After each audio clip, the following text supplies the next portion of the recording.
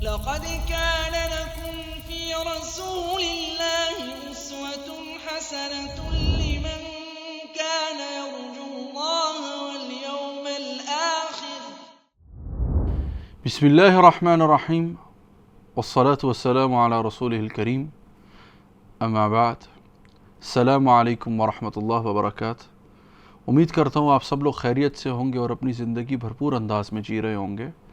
جیسا کہ ہم نے سلسلہ شروع کیا کہ ہمارے پاس کیونکہ پہلا اور آخری حل رسول اللہ صلی اللہ علیہ وسلم کی سنت ہی ہے، تو سنت سے کچھ ایسے اصول اور کچھ ایسے عادات اگر ہم اپنے اندر لے آئیں تو ہمارا معاشرہ بہتر ہو جائے. کیونکہ جب معاشرہ بہتر ہوتا ہے تو معاشرے کے اندر سے وہ انرجیز، وہ سائنرجیز بلڈ ہوتی ہیں، وہ ایک کیپٹل بلڈ ہوتا ہے کہ جب وہ کسی اچھی جگہ پہ کل پہنچتا ہے تو اس سے خیر ہی نکلتی ہے. کیونکہ اسی معاشرے سے ایک بندہ بیوروکریٹ کے طور پہ تیار ہوتا ہے، اسی معاشرے سے ایک بندہ جو ہے وہ فوج میں بھی جاتا ہے، ایک بندہ جسے کہتے ہیں ٹیچر بھی بنتا ہے. اس کی جب ویلیوز جو ہیں وہ کور ویلیوز ایک کلیکٹیو اپروچ کے ساتھ بلڈ ہوتی ہیں تو خیر ہی نکلتی ہے. تو اس کے لیے آج سے ہم انشاءاللہ یہ سلسلہ شروع کریں گے. اس وقت جو ہماری سوسائٹی میں ایک انوائرمنٹ بنا ہوا ہے اس میں ہم بہت زیادہ منی اورینٹڈ ہو گئے ہیں. آئے دن اب جب آپ موبائل کھولتے ہیں تو ایپس، بیٹنگ ایپس کھل رہی ہیں سامنے، جسے کہتے ہیں ٹریڈنگ کی ایپس کھل رہی ہیں. جن ٹریڈنگ ایپس میں بہت سارے اسکیمز ہیں، ان کی ویلیوز ڈائریکٹلی اسلام سے جو ہیں وہ ٹکراؤ کھاتی ہیں.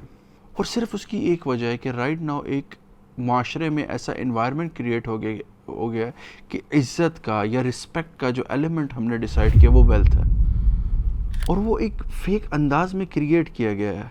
ہم نے اسلام آباد میں بچپن میں رہتے ہوئے ہم نے یہاں کوئی بہت بڑی گاڑی دیکھی تو وہ گورنمنٹ کی سرکاری گاڑی ہوتی تھی، اور وہ سرکاری افسر بھی اس گاڑی سے 5 بجے اترنے کے بعد اپنے گھر سے ایک فاکسی یا بیٹل گاڑی نکالتا تھا اور اس پہ اپنے گھر کے کام کرتا تھا.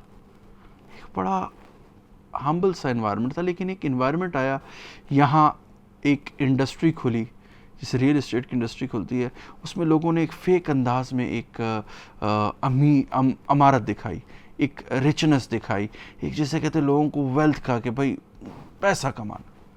میں ایگری کرتا ہوں پیسہ بہت ضروری، اور ہمارے صحابہ رضوان اللہ علیہم اجمعین نے پیسہ کما کے دکھایا ہے دنیا کو، جن میں بہت بڑا نام حضرت عثمان غنی رضی اللہ عنہ کا آپ جانتے ہیں. ٹھیک ہے، آج بھی وہ دنیا کے وہ شخص ہیں کہ اپنی وفات کے بعد بھی اپنے لوگوں کو وہ سیلری پے کر رہے ہیں. عبد الرحمن ابن عوف ہے، پوری دنیا کو ایک فن ٹیک کا ماڈل دیکھے گئے ہیں. تو یہ سارے لوگ بھی پیسہ کما رہے تھے، ایسا نہیں تھا. لیکن کس چیز کے لیے؟ وہ پیسہ بھی اللہ کو راضی کرنے کے لیے کما رہے تھے، اور ان کے لیے دنیا کی حیثیت اتنی تھی کہ دنیا میں اللہ کو ایسے راضی کرنا ہے کہ آخرت میں بڑے بڑے باغ ہو، آخرت میں بڑے بڑے محل ہو، آخرت میں جسے کہتے ہیں بہترین قسم کی سواریاں، ایک لیئر لائف ہو. کیونکہ ادھر سے واپسی نہیں ہے، یہاں سے جانا کنفرم ہے.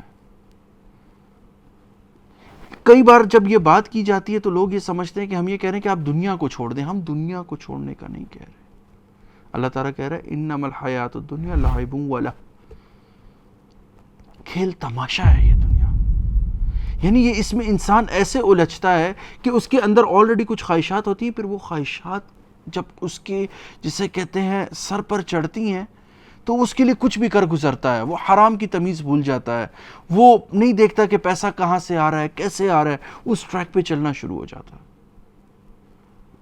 بہت سے ایسے پازیٹیو ایلیمنٹ ہیں اگر ہم ان پہ کوشش کریں، جیسے کہ چھوٹے چھوٹے اسمال انڈسٹریز کی طرف ہم آئیں. ہمارے ہاں پارٹنرشپس جو ہیں، ابھی تک آپ سوچیں تو ہم کوئی ایک ملٹی نیشنل کمپنی دنیا کو نہیں دے سکے.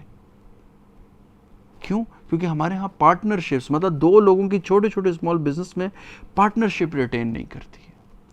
کیا ہے؟ لالچ آ جاتا ہے، دونوں الگ ہو جاتے ہیں.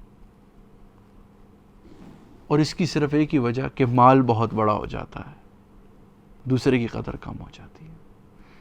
آپ اس دنیا کو ایسے طے کریں، ایسا سفر کہ جب منزل پر پہنچے تو ساری تھکان اتر جائے. یہ نہ ہو کہ منزل پر ایسے پہنچے تو پتہ چلے کہ ابھی جو ہے آپ غلط ڈیسٹینیشن پہ آ گئے. جس ڈیسٹینیشن پہ جانے کے لیے آپ کو کہا گیا، کس ڈیسٹینیشن پہ جانے کے لیے آپ دعا کرتے ہیں روز، اہدنا الصراط المستقیم صراط الذین انعمت علیہم.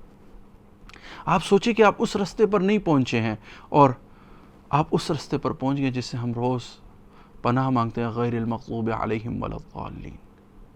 تو اس سے بچیں. کن فی الدنیا کأنک غریب او عابر سبیل، کہ دنیا میں ایسے رہو جیسے ایک انجان شخص یا پھر راہ کا مسافر.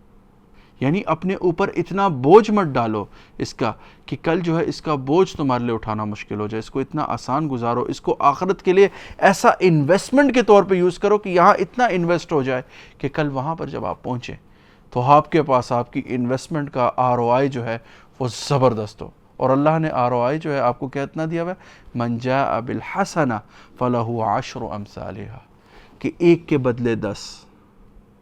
تو اس انویسٹمنٹ ماڈل سے فوراً فائدہ اٹھائیے. شکریہ.